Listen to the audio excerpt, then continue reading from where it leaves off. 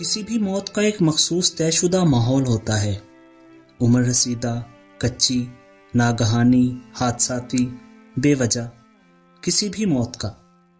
زمین کی پہلی موت پر جب کوے اترے تھے، چونچ سے مٹی کھود کر تدفین کی بجھارت سلجھاتے تھے، تب سے اب تک لمحہ موجود کی آخری موت تک وہی ایک مخصوص طے شدہ ماحول ہوتا ہے۔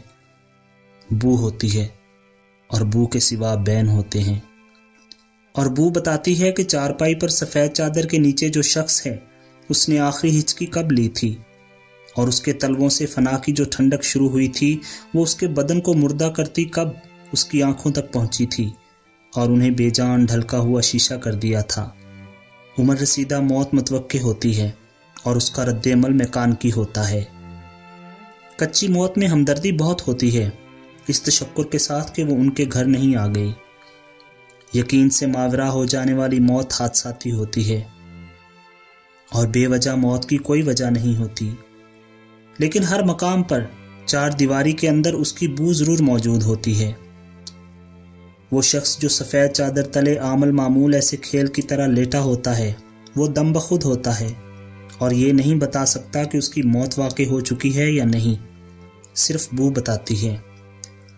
اس چادر کا ایک کونا اٹھا کر اسے دیکھا جائے تو اس کا چہرہ زرد پھٹکڑی ہوگا اور اس پر ایک عجیب حماقت آمیز تاثر ہوگا۔ منہ کھلا ہوا، رگیں ڈھیلی اور ٹھنڈی ہو چکی ہوئیں، اور کھلے منہ کے اندر تالو اور مسوڑے زردی کی کھنڈک میں۔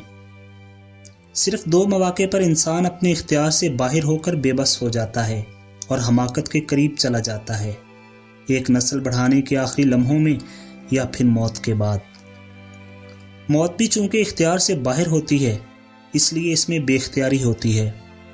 اگر یہ کھلی فضاؤں میں آئے، کسی برفانی دراڑ میں گر کر، مرنے کے بعد رسوائی کے ڈر سے غرق دریا ہو کر آئے، صحرا میں پیاس سے بدن خشک ہو جائے، یا پھر پانیوں کی چادر میں ڈولتی ایک کشتی کے اندر آ جائے، تو بھی وہاں بو ہوتی ہے۔ لیکن وہاں اس کا شک نہیں ہوتا کہ یہ اکیلی نہیں ہوتی۔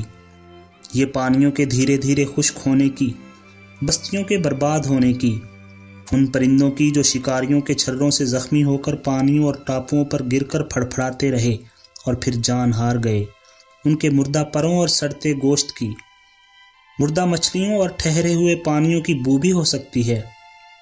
اس لیے صرف مرگ کی مہک ان سے الگ پہچانی نہیں جا سکتی، اگرچہ وہ وہاں ہوتی ہے۔